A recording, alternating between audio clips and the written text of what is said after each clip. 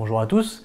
Alors suite à l'exemple introductif sur les primitives, on va voir ici un théorème qui permet d'être un petit peu plus précis sur les conditions que doit remplir la fonction petit f pour admettre une primitive. En particulier, on va dire que pour une fonction petit f définie sur i, si f est continu sur cet intervalle, alors f admet au moins une primitive grand F sur l'intervalle. Et on sera encore plus précis que ça, on va dire que l'ensemble des primitives de f et l'ensemble des fonctions f1 de la forme grand F1 égale f, qui est la primitive qui existe, plus c, où c est une constante. Voilà. Donc ça, toutes les primitives de f sont de la forme grand F plus c. Et une autre façon de le dire, c'est qu'on dit que les primitives de petit f sont définies à une constante près.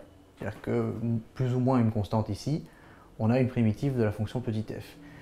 La conclusion est donc que si toute fonction de cette forme est une primitive, alors il y en a une infinité, et que donc si f admet une primitive, alors petit f en admet une infinité. Voilà. Donc la continuité nous donne l'existence d'au moins une primitive, et le fait qu'il en existe au moins une permet ensuite de dire qu'il en existe une infinité, toutes définies à une constante près. Alors pour être un petit peu plus clair sur ce point-là, voyons avec l'exemple ici, petit f de x égale 2x plus 5. Alors, petit f est défini sur R, donc on a df est égal à R, et la fonction petit f est continue sur R tout entier, puisque c'est une fonction affine, il n'y a aucun problème de continuité à ce niveau-là.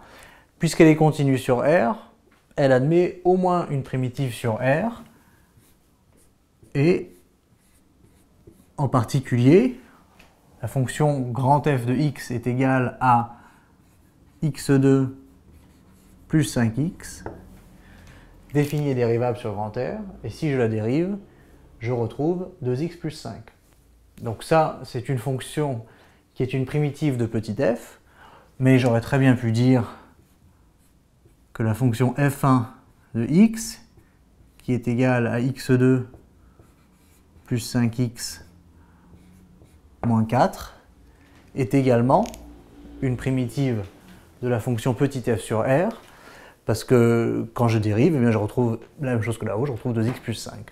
Donc, à une constante près, on a une primitive, et en fait, on pourrait mettre n'importe quelle constante.